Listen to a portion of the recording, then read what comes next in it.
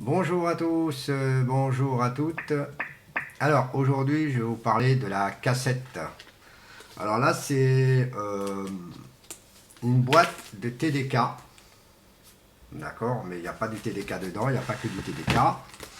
Je vais expliquer parce que on parle de la cassette actuellement, on entend parler un peu d'une histoire que la cassette revient. Voilà, ça c'est cassette TDK. Euh, moi, personnellement, je trouve que c'est bien que les cassettes reviennent. Mais un petit truc, une petite information que j'ai lue dans un truc d'internet, en disant que la cassette est beaucoup mieux que le vinyle. Bon, bah écoutez, je vais vous dire quelque chose, ils sont tous les deux pareils.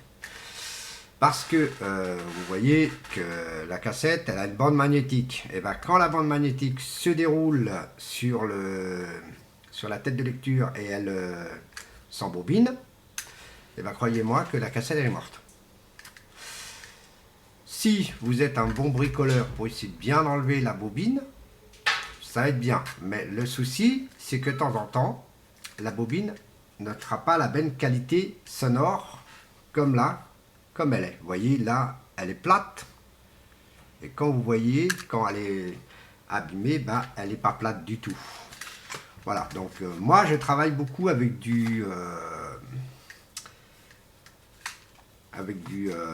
Memorex parce que je n'aime pas. J'ai testé les TDK, j'ai jamais vraiment aimé les TDK, j'ai jamais travaillé beaucoup. J'en ai travaillé beaucoup avec du TDK, mais je n'ai jamais aimé en question de qualité. J'ai toujours aimé Memorex et en plus. Memorex c'est quand même du matos, du matériel américain. Et ça, c'est une cassette américaine. Je vais vous le dire parce que fabriquée au Japon. Attention, au Japon ou en Chine. Euh, et donc, je vais montrer. Après, bon, bah, je vous fais montrer des cassettes originaux que j'ai aussi. En réalité, j'en ai pas mal. J'ai même dans une boîte. Voilà, ça c'est une originale. Et ça, c'est une cassette de chez moi. Donc voilà, ça c'est une cassette de chez moi. Donc originale. Et vous voyez, j'ai payé ça 25 escudos. Là. Là, c'est ce que 25 escudos. Non, pardon. 25 francs. Si on le met en français, pardon, je me suis trompé. Je ne me rappelle même plus des tarifs en francs et en euros. Voilà.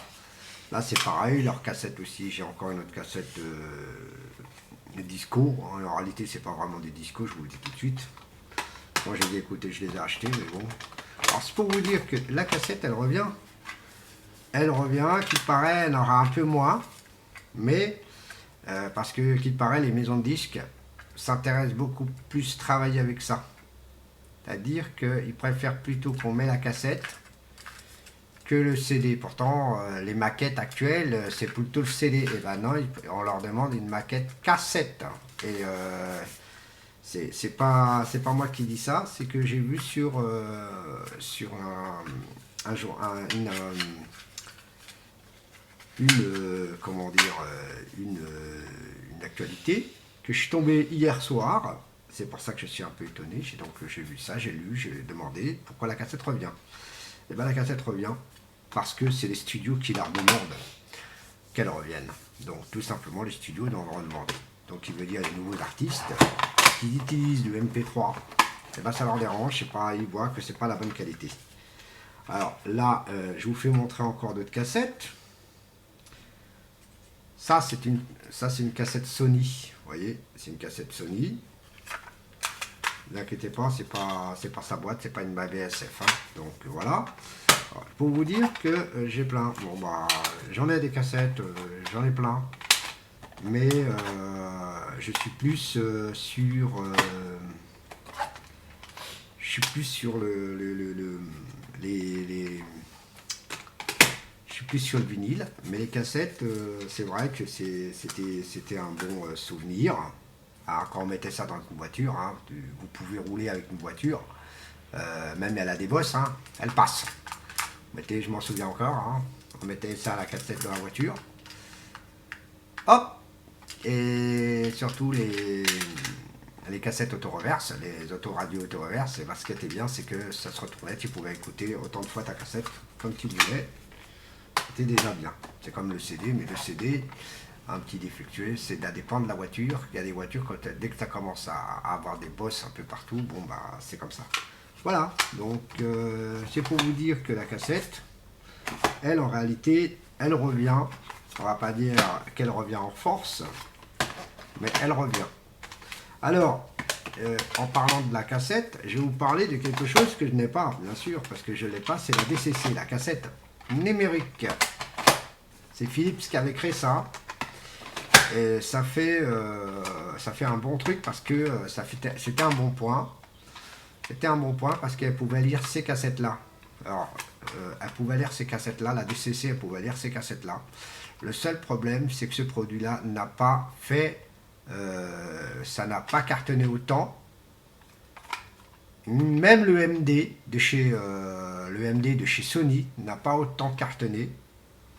Et parce que on s'est mis tous au CD. Donc le MD, c'est du mini-disque qui devait remplacer à la base la cassette.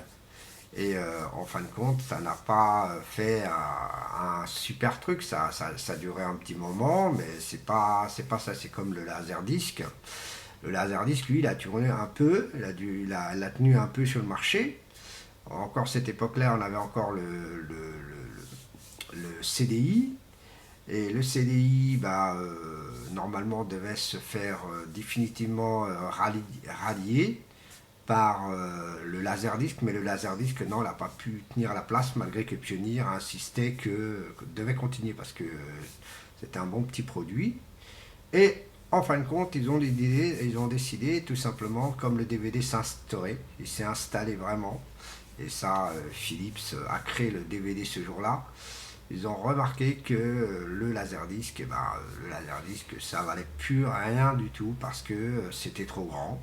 C'était la taille d'un 33 tours, d'un vinyle. Et donc, c'était pas ça. La qualité, elle était là. Ça, je peux vous assurer, j'en ai vu beaucoup. Ça, c'était une très belle image. Mais fallait retourner son CD pour voir la suite. Un peu comme le CDI, qui était le même système, le même domaine. Donc, il veut dire, on devait mettre quand on avait un film de 1h30, et ben, on changeait le disque. Et maintenant, là, le DVD, les DVD, il y en a qui font encore ça. Hein, je peux vous dire, parce que c'est des anciennes plateformes. Mais le DVD, on peut en stocker sur une seule. Une seule. Après, ça dépend des films, si c'est en double partie, en une partie, ça dépend.